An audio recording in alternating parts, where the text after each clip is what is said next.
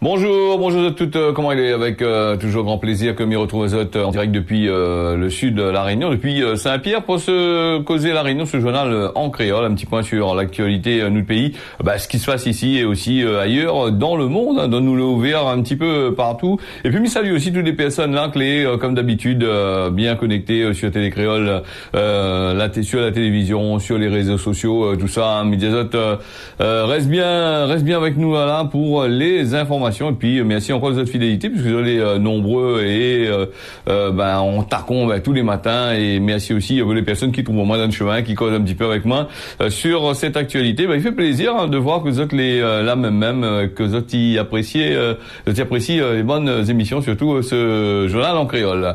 Alors nous va aller bien sûr sur l'actualité qui se passe ici. Que ça il se passe ici à la Réunion, il se passe pas mal de choses intéressantes. Moi mis survole un petit peu, quasiment presque de mauvaises choses. La plupart du temps, comme on va toujours dire dans l'actualité, calcule pas que ça annonce de bonnes nouvelles. Hein. Si il annonce une bonne nouvelle, il y a toujours quelque chose à payer derrière ou quelque chose pour donner. Bon voilà. Allez, nous les partis là, comme du côté de Saint-Denis, déjà place parking La Pointe, elle a du mal à se garer à Saint-Denis. Yahoo comme ça, va coûter environ 30% plus cher sur Saint-Denis. Déjà sur Saint-Pierre, elle est un peu emmerdant, et donc il pense que toutes les communes va base là-dessus. Hein. Quand N il lance à lui, il garde un petit peu à droite à gauche si le monde ne crie pas, si la population ne crie pas. Après, tout le peu il lance derrière, ou sinon ça il lance l'augmentation catimini sans rien dire. Hein.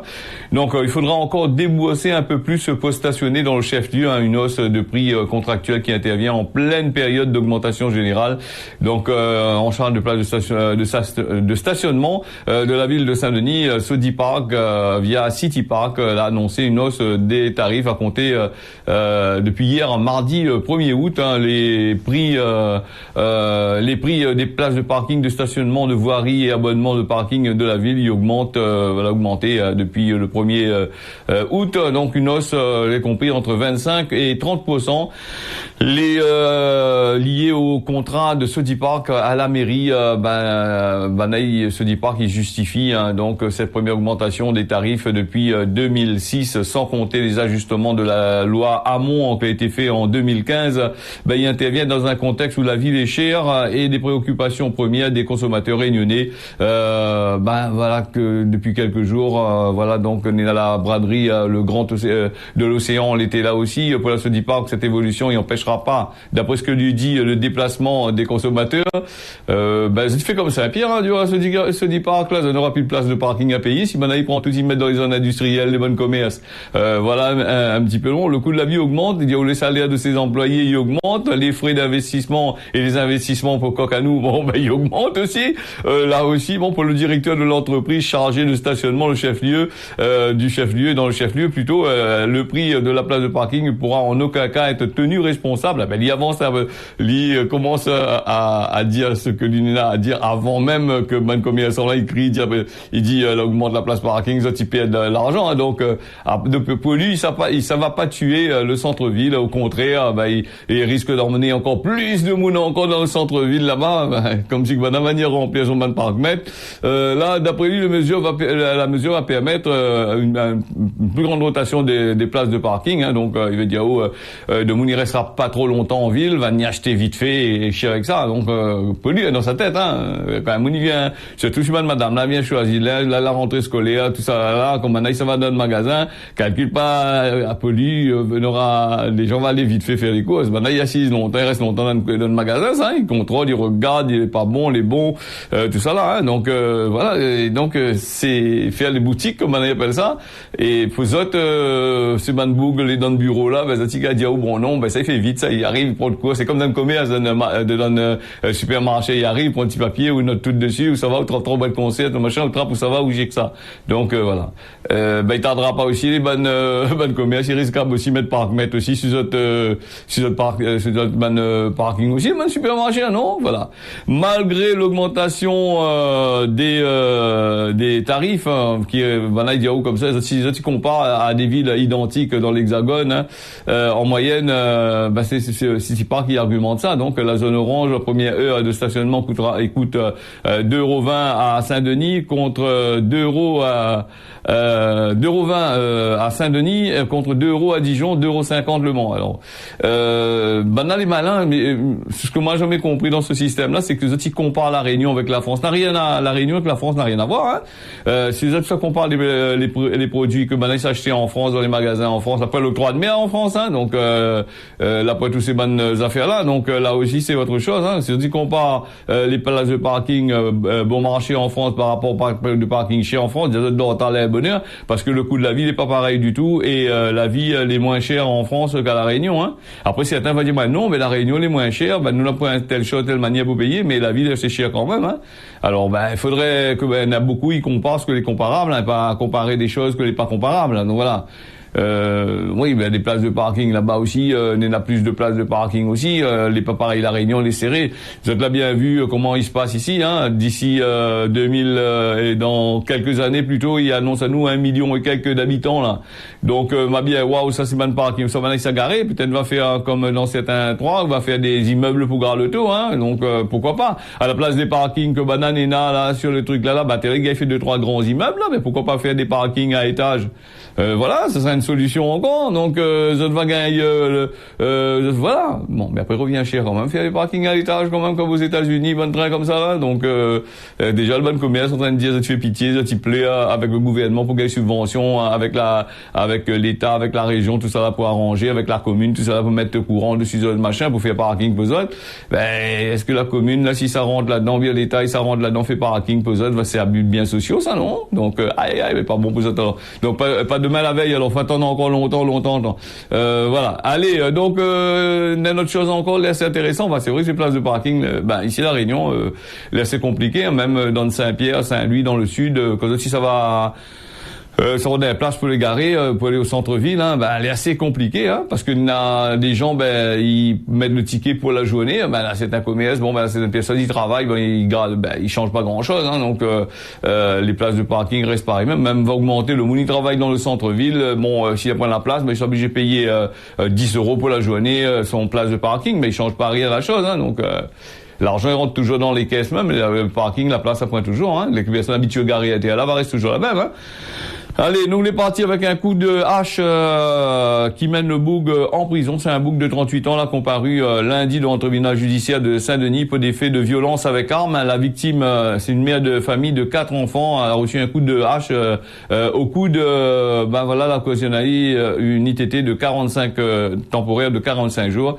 Et là il parle. C'était le 25 juillet dernier à Saint-Benoît, 23h10. Les gendarmes les appelé pour une femme victime de violence. Là c'est pas violence intrafamiliale, c'est un autre qui a été violence. Donc elle a reçu un coup de hache. L'auteur c'est un bouc de 38 ans, blessé à la cheville, elle a été interpellée et placée en garde à vue. Alors tout y commence lorsque Willy il passe devant le PMU alors que la famille il passe une soirée avec une famille, il passe à une soirée festive, tout le monde est alcoolisé, la rakibouille partout. Donc la victime en voyant le prévenu Willy, il prend parti, donc il avait avis au contentieux avec sa compagne, le ton il monte, les insultes il fuse et l'homme il préfère tracer la route pour rentrer son case. La victime qui décide de suivre le prévenu jusque devant son porte en pensant que sa compagne était là dans l'idée d'expliquer azote avec elle pour mettre un terme soi-disant à un contentieux qui dure depuis plusieurs années. Il n'a pas dû attendre la journée, il faut attendre la nuit 23h, donc la situation il dégénère considérablement. Alors que la victime, il en prend lui à des enfants, à des enfants en insultant. Et l'autre là-bas il dit comment il agresse son marmaille, il est pour rien du tout. Donc à la barre, on est l'altercation, les altercations.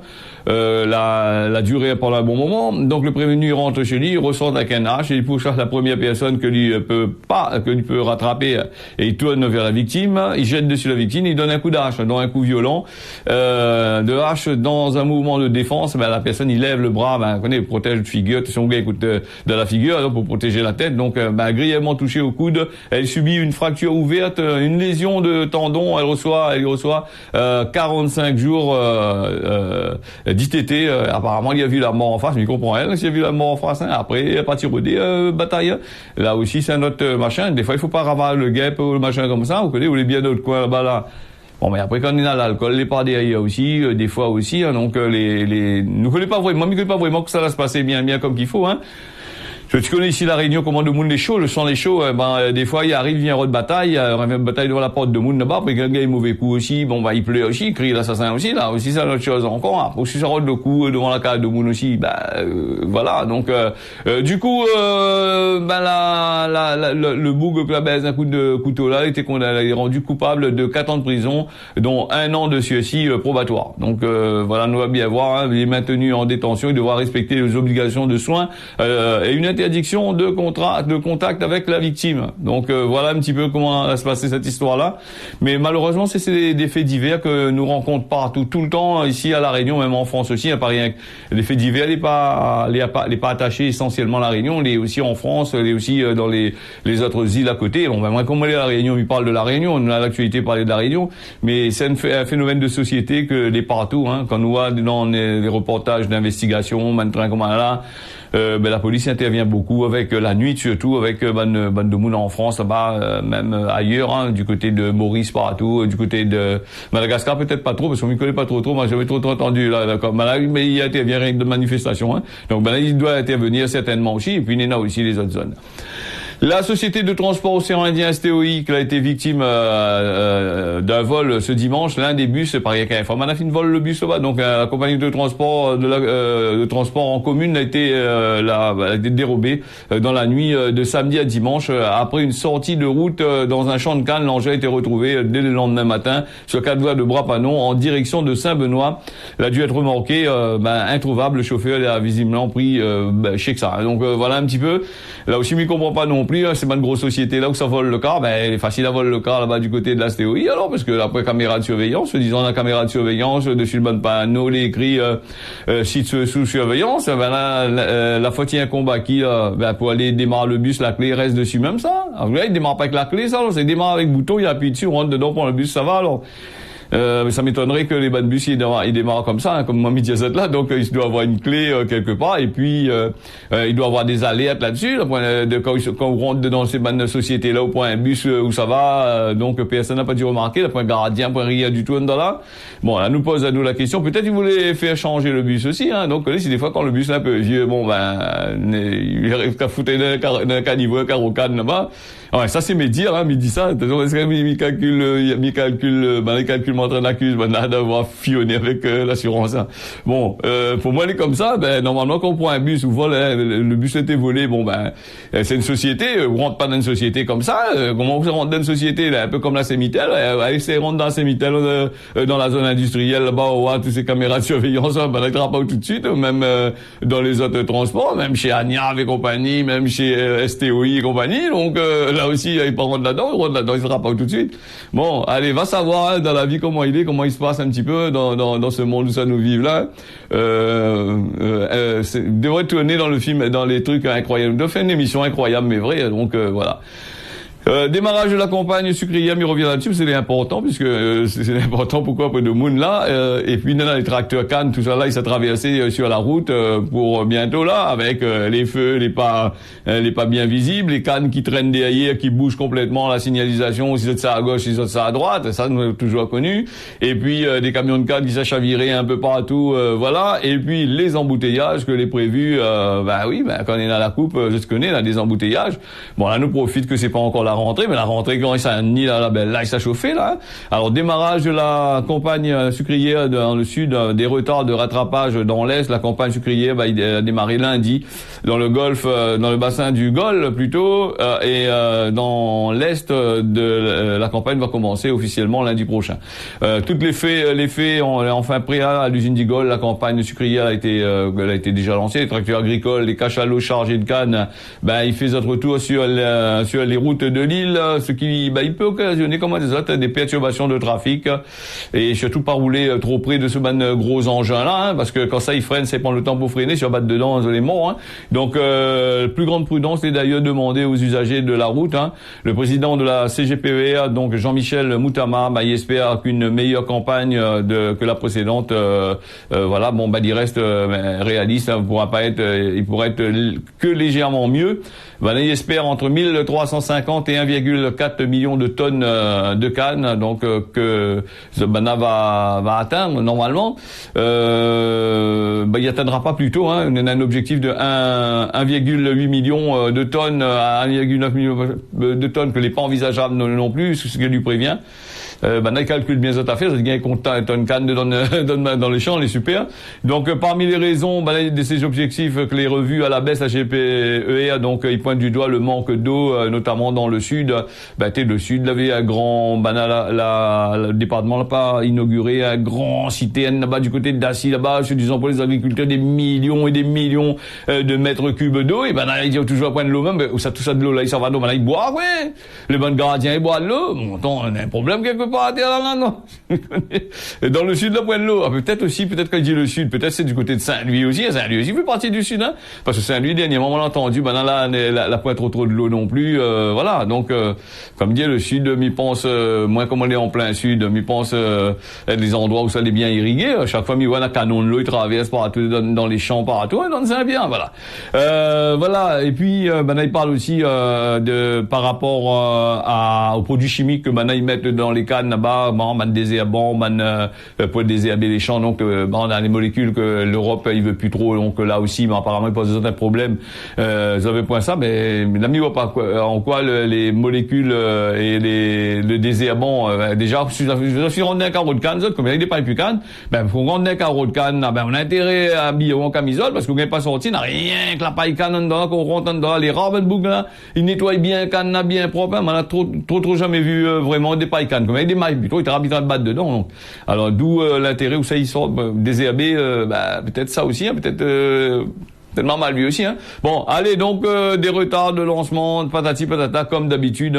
Néna des choses, donc bon, allez, nous va voir un petit peu. De toute façon, le sucre, où ça va, c'est tous ces cadenas, ils sont dans l'usine. Nous n'avons pas entendu parler des bonnes usines, surtout Tereos là, du côté de Bois-Rouge. Nous n'avons pas entendu que lui fait la grève. En règle générale, les grèves, ils pètent directement là-bas. Il est assez rare que l'usine de Pierrefonds, les ruines du Gol, là, lui fait la grève.